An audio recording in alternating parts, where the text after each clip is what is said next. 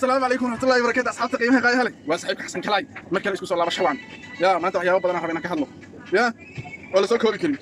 laakiin marka ugu horeysa nina waxa rabaa inaan su'aal weydiiyo mister su'aalaha dima dhigan su'aalaha dima dhigan ma hormarsa hore yaa jaalka subscribe asxaabta soo dhawaada oo cusub asxaab badan oo soo jeeda aad iyo aad u mahadsantihiin soo dhawaada meesha aad ku soo biirteen waxyaabo badan oo iga heli doona yaa fikradu maalin walba sii kordhaysa inkastoo mashquulku iska badan yahay yaa wala iska yahayaan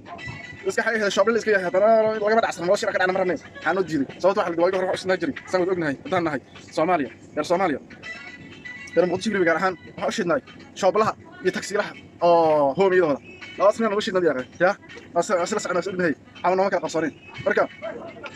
يعني سؤالها هي في جسم كم أنا ودي ساعدك بس درس سؤال عربي أنا ودي يا سؤال واحد كلين درس لو مركز ليبي مريسي أنت صومرتي مركز سو تريبي صحيح أنت صومرتي ورك السين ما جفم يا جماعة الموضوع كويستي أفرت البري لا يلا بلا ما قدروا كويستي حاجة جرا درس لو سؤال شكله وديها واحد ما تقانا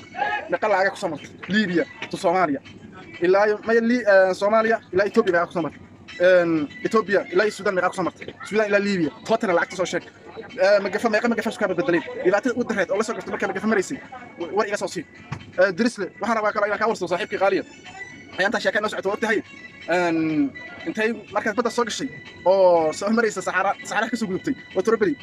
دون تحل ما يشتري صباح حدي وقفل لو تنسى كسو جبت مركز ترياري كسو بدباديمية مسحية هداي كذا اللي جسوا عليهم أو ها وان قصد waa ku dhibaato bisal mar soo martay sababta keentay in dadku tahriibayaashu yaraadaan xaysan sanadkii aad ka soo mareysay badda ka soo gudubtay gormay ahayd intaas oo mustadiriis waa ka sugaya insha Allah ta'ala inaad iga soo jawaabto su'aalahaas iga soo shaafi doonto aad iyo aad aan jeclaan lahay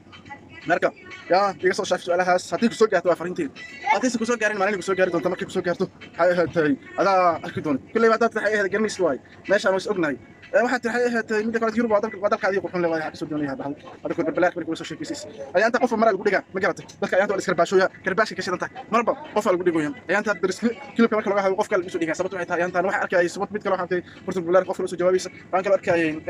shiin culay oo naaka dul qayli aduna ma garanay shiin culay gabadhu waxay ka samaysay يا شنو علي قال لي سوسن ودل ما هي لكن مسكين تحولها وعي استرت بهذه إنك سو استرت هاتنا شنو علي ما هي نصاص وكذا كذا أقوم وقت تحسيها يا هذا نهر اللي كلمة بيهم شنو علي مركب ماشي نسنا أصلا كحمة أنت درس لنا حاجة سكودافة حاجة رجل قدر ربي أنت كلا قدر ولا صوت على كليبنا دير هذا مرة كليبنا الكوريين هذا يا في كلا أختي دار ما شاء الله فانا حمد أوكي تأتي سما هذا ما هنسنتي أنا متى إن شاء الله تعالى السلام عليكم ورحمة الله وبركاته